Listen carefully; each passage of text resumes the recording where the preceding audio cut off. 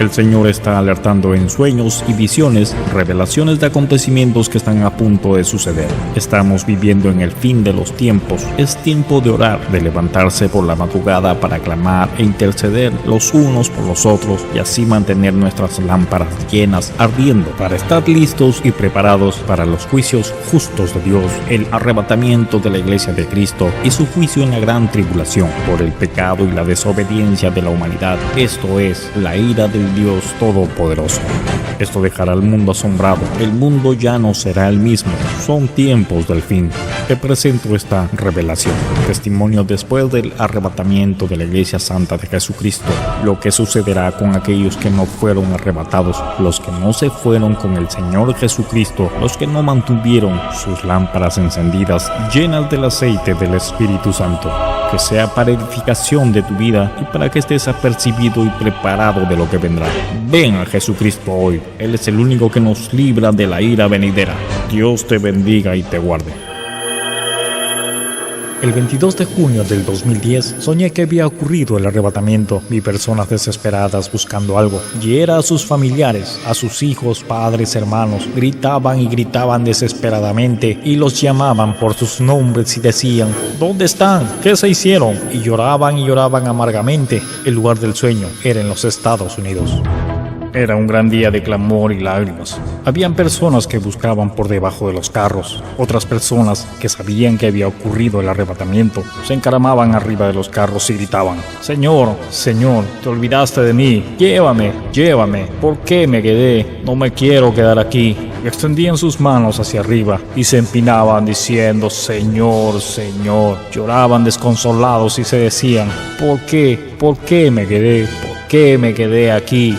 Y otros decían: yo no sabía que me iba a quedar. En ese momento grito y lloro y le dije: Señor, Señor, yo también me quedé. ¿Por qué, Señor? Y lloraba. Fue cuando el Señor Jesucristo me dijo: hija, esta es una visión de lo que sucederá para los que se quedan. Tú estás fuera de la visión. Me mostró el cielo y de ahí vi como en una pantalla gigante. Vi que en la tierra era un caos. Antes del arrebatamiento hubo un terremoto. La tierra se estremeció porque se dio la resurrección de los muertos primero y por eso el gran terremoto, para que las tumbas se abrieran. Después del arrebatamiento hubo el caos, carros chocados uno encima de otro, aviones que perdían el control chocando contra los edificios, trenes descarrilados. Esto se debió a que las personas que manejaban estos vehículos eran cristianas y se fueron en el arrebatamiento. Los que se quedaron continuaron su vida rutinaria hasta que se encuentran con este caos y se dan cuenta que no habían choferes ni conductores y habían chocado con estos vehículos sin conductores. Toda la tierra era espantosa, había llanto y pánico. Me di cuenta que ese día había un sol radiante y cuando sucedió el arrebatamiento el día cambió. Era como que había sol, pero que una densa neblina lo cubría y parecía que las personas que se quedaron no se dieron cuenta del cambio. Ellos solo buscando a los suyos, a los que se fueron con el Señor. Había gran llanto y angustia. En otra escena veo a los cristianos que se habían quedado y de una empezaron a escapar. Ya había pasado cierto tiempo, algunos días tal vez. Ellos tenían que huir rápidamente porque eran sus mismos parientes o amigos quienes los entregaban, los vendían y conspiraban en contra de ellos. En algunos casos eran ellos mismos quienes los prendían y los entregaban a los agentes diciéndoles: tú no eres de los nuestros. Vi a los cristianos atemorizados, ellos huían en grupos pequeños. Después vi que muchos se escondían en cuevas. Allí adentro hablaban bien bajito, como susurrando, para que no los escucharan y no los encontraran. Pero de repente aparecían de la nada unos demonios y cuando estos se percataban que habían cristianos escondiéndose, automáticamente informaban a los agentes del anticristo. No sé cómo. La siguiente escena fue en la calle. Los agentes habían tomado a un cristiano y ni bien lo agarraron comenzaron a castigarlo severamente en plena vía pública. Me llamó la atención que las demás personas que transitaban en el lugar ni siquiera lo miraban, ni tampoco se preocupaban por lo que estaba sucediendo, solo continuaban su camino sin brindar ningún tipo de ayuda, en total indiferencia. Esta persona era un hombre y los agentes eran una mujer y un hombre. Lo castigaban sin piedad, hiriéndolo hasta derramar sangre en plena vía pública. Me llamó también la atención que el traje de los agentes del anticristo no se ensuciaba con la sangre del cristiano. Eran de algún material especial. Sus uniformes eran de un color gris como el plomo, opaco. De ese mismo color eran las gorras que usaban y sus zapatos eran negros. Cuando castigaban a los cristianos, no los tocaban. Usaban una suerte de ganchos o varas para castigarles. Los agentes del anticristo eran perversos, muy malos. Odiaban tanto a los cristianos, eso se hacía evidente. Cuando atrapaban a algún cristiano, los castigaban, los encadenaban y los apresaban.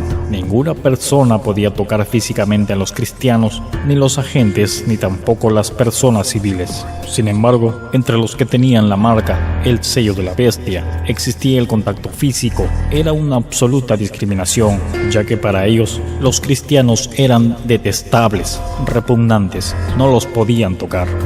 La siguiente escena que vi era en la cárcel, que más bien parecía una gran fortaleza. Estaba muy bien equipada y custodiada con la más alta tecnología y de extrema seguridad. Era un recinto inmenso, muy grande, con muchos cristianos, cientos de ellos vestidos con una suerte de batas en color gris. Era un gris sucio y en algunos el color. Sus batas eran más oscuros que otros, todos totalmente vigilados por los agentes. Vi hombres, mujeres y jóvenes, muchos jóvenes y muchos adolescentes de entre 11 y 12 años. Habían familias enteras. Vi una mujer que se había quedado por no perdonar a su marido, quien fue arrebatado. También habían personas que nunca fueron cristianas, pero que después del rapto comenzaron a creer que lo que les dijeron sus familiares era cierto y por eso creyeron. Estos no se dejaron marcar, ellos solitos decidieron aceptar a Cristo. En ese lugar no vi niños. Allí les hacían diferentes castigos, los atormentaban todo el tiempo. El lugar estaba equipado con diferentes máquinas de torturas para que negaran el nombre de Jesucristo. Algunos los mojaban, posteriormente les daban descargas eléctricas y eran presionados para negar el nombre de Jesucristo. Otros eran castigados con unas varas muy filosas, eran amarrados y les pegaban latigazos. Estos látigos tenían en las puntas algo como una especie de astillas que rasgaba la piel de las personas. Otra máquina de tortura consistía en quitarles las uñas a sangre viva a los cristianos. En este lugar no les daban comida ni tampoco agua. No tenían reposo. Ahí solamente había tormento día y noche. Solo la sección de presos cristianos era así y estaba totalmente separado de las otras secciones. Recuerdo que allí había un jefe encargado de la sección de los cristianos. Era un hombre horrible, muy alto, muy robusto, con las manos muy gruesas y con uñas largas, afeminado. Era repugnante. Su sola presencia infundía miedo. Me daba la impresión que era un demonio manifestado en una persona. Era grotesco, hablaba puras blasfemias, andaba con un látigo, era muy feo, como una mezcla de animal con ser humano, y él se gozaba de atormentar a los cristianos. A pesar de las torturas, habían algunos más fuertes que en medio del dolor alentaban a otros a viva voz a que resistan. El único alimento que los fortalecía era la palabra de Dios. Se decían a sí mismos: pronto nos vamos con el Señor. Jehová es mi pastor, todo lo puedo en Cristo que me fortalece. Era su único medio de resistencia los versículos. Llenaban sus mentes y sus corazones con versículos para poder resistir. Algunos cantaban y alababan, lo que encendía la ira de los agentes del anticristo, pero los cristianos sabían que el morir era ganancia, sabían que la única salida era la muerte y bloqueaban sus pensamientos con la palabra. Parecían robots repitiendo lo mismo. Algunos apenas hablaban, pero estaban allí, dispuestos a morir por Jesucristo y negarse a aceptar la marca. En esta sección había un salón pequeño donde eran aún más atormentados y eran obligados a negar a Cristo, a su fe cristiana. Entonces vi una persona que ya no pudo soportar el dolor y al final negó a Cristo. Era un hombre de edad adulta. Cuando lo hizo le hicieron firmar un documento. Entonces aquel agente horrible le dijo: buena elección has hecho. Luego lo llevaban y lo marcaban. Yo me quedé asombrada al ver cómo una persona que después de haber sido muy castigada, torturada, ya había soportado tanto, al final no aguantó y negó a Cristo. Le faltaba tan poco, pero después de que firmó y había sido marcado en la mano, él ya era propiedad de la bestia. Habían dos puertas de lo que parecían conducir a otras salas, una a la izquierda y otra a la derecha. Le dijeron al hombre: ahora te daremos libertad. Los agentes lo tomaban, lo llevaban hacia la puerta izquierda, y cuando cerraron la puerta ya no supe qué pasó con este hombre. Lo último que escuché fue cuando le dijeron: ahora es uno de los nuestros, y se reían.